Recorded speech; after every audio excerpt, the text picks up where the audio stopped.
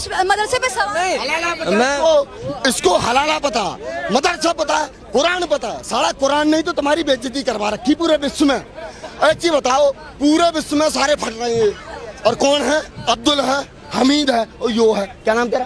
कुछ भी है, अरे कुरैशी जो भी है, हाँ जो है। और पूरे विश्व में यही फट रहे हैं सारे। मेरे को तो आश्चर्य होता है कि पूरा विश्व मिलके इनको साला को रौंद क्यों नहीं देता। कैसी बात कर रहे हैं आप? आतंकवादी यही है, अब्दुल आतंकवादी साला, जिहादी कटवा साला। अच्छा जो अच्छा रोन दो। एक मिनट, एक मिनट। सरिया माने कुरान माने, सरिया माने या संविधान? रोन दो। सरिया कुरान, रोन दो। सरिया या संविधान? रोन दो तुम। एक बताऊं, अगर ये सरिया माने ना, अभी 2 मिनट में लिटा दूं इसको, 2 मिनट में। और सरिया पुलिस से ना आऊगी। अभी ये सरिया मानेगा ना, इसको 2 मिनट में एम्बुलेंस नहीं आऊगी इसके पास, क्यों? सरिया है। ये संविधान 2 मिनट में मान जाओ। अभी इसको मारूंगा, 2 मिनट में पुलिस के पास पहुंचेगा, फिर संविधान मान जाओगा। वैसे इसके पिछवाड़े में सरिया घुसा पड़ा, लेकिन अभी इसको मारूंगा, पुलिस के पास जाओगा, पुलिस लेके आओगे। ये हरामखोर बेवकूफ जाहिल इंसान मीडिया के सामने इस्लाम और मुसलमान को लेकर, कुरान को लेकर इस तरह की बेतुकी बातें कर रहा है, इस तरह से जहर उगलने का काम कर रहा है। और वो भी एक छोटे बच्चे के सामने। इनकी हिम्मत है, और इसने अपनी माँ का दूध पिया है, तो इसको चाहिए कि किसी अपने लेवल के साइज का, या फिर किसी आलिम के पास, किसी मौलाना के पास, या जिगर वाले के पास आकर ये इस तरह की बातें करता, तब इसे पता चल जाता कि मुसलमान किस चीज़ का नाम है और मियाँ भाई के अंदर हिम्मत और ताकत कितनी होती है। ये जाहिल कहते हम संविधान को मानते हैं। क्या तुम्हारा संविधान यही इजाज़त देता है कि दूसरे मजहब को बुरा भला कहो और दूसरे के मजहब को लेकर इस तरह के किसी के मजहब की धज्जियाँ उड़ा दो? क्या ये संविधान इजाज़त देता है? इस तरह की बेवकूफ़ी वाली बात कर रहे हैं, और इस पर कोई कार्रवाई नहीं होगी। और क्योंकि इस पर कार्रवाई भी कैसी होगी? पुलिस इनकी, प्रशासन इनकी, सरकार इनकी, हर एक चीज़ इनके हाथ में है। इनके धर्म के लोगों ने कब्जा जमा रखा है, और फिर यही छुपकर बाद में कहते हैं हमारी मदद करो, हम तो खतरे में हैं, हिंदू खतरे में हैं। हिंदू अगर खतरे में होता तो सोचिए कि 900 साल मुसलमानों ने हुकूमत की है, उस टाइम तो हिंदू खतरे में नहीं था। लेकिन आज जब सब कुछ हिंदू के हाथ में है, इनके हाथ में है, तो ये कैसे खतरे में हो सकते हैं? इतना ज़्यादा भौंकने की एक सबसे बड़ी रीज़न ये भी है कि इसको छूट दी गई है, इस पर कोई कार्रवाई नहीं होगी। अगर यही काम किसी मुसलमान ने किया होता तो अब तक ना जाने कितने FIR दर्ज हो गए होते।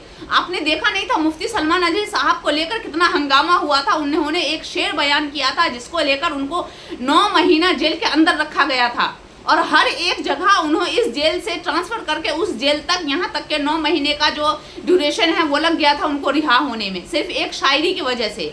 लेकिन इस तरह से अंधभक्त ये जानवर, ये गंदी नाली के कीड़े जिनकी कोई औकात नहीं है, इनकी शक्ल ही देखिए लगता है कोई जंगल में रहने वाला एक जानवर जो हैवान होता है उसकी तरह ये देखने में लग रहा है। और सोशल मीडिया पर आकर इस तरह से बकवास कर रहा है, लेकिन इसको रोकने वाला, इस ऊपर एक घींच के जूता मारने वाला कोई नहीं है।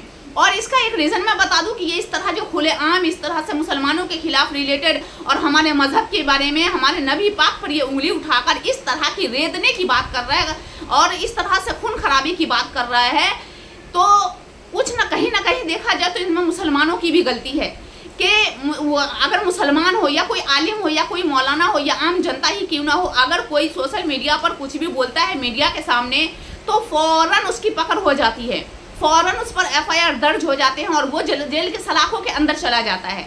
लेकिन इस तरह से इतनी बड़ी बड़ी बात भौंकने के बावजूद ये फ्री है और हेट स्पीच पर हेट स्पीच देते ही आ रहा है।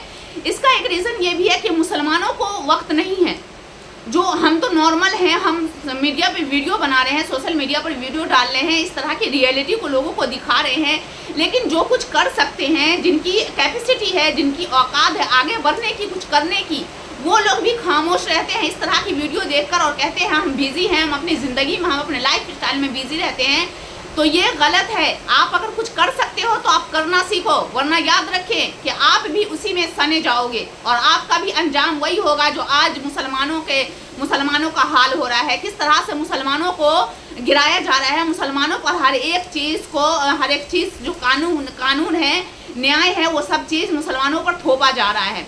तो कब तक खामोश रहेंगे? इस्लाम हमें इजाज़त देता है कि हम इंसानियत फैलाएं, हम सब्र करना सीखें, लेकिन जुल्म को बर्दाश्त करना भी गुनाह है। जुल्म के खिलाफ आवाज़ उठाने का हक हमें मजहबी इस्लाम ने दिया है। अगर हम आवाज़ उठाने लगे, छोटी छोटी गलती जो इस तरह से कीड़े मकोड़े जो पैदा हो रहे हैं, जिनकी औकात नहीं है, जिनकी कैपेसिटी नहीं है, ये गंदी नाली के कीड़े कुरान मस्जिद के बारे में इस तरह की बातें कर रहे हैं, क्या इसे रोकने वाला कोई नहीं है? क्या कोई मुस्लिम मर्द ऐसा नहीं है जो इस पर कार्रवाई कर सके? जिसका उनकी कैपेसिटी इतनी नहीं है, उनकी औकात इतनी नहीं है कि इस तरह के अंधभक्तों को वो सबक सिखा सके?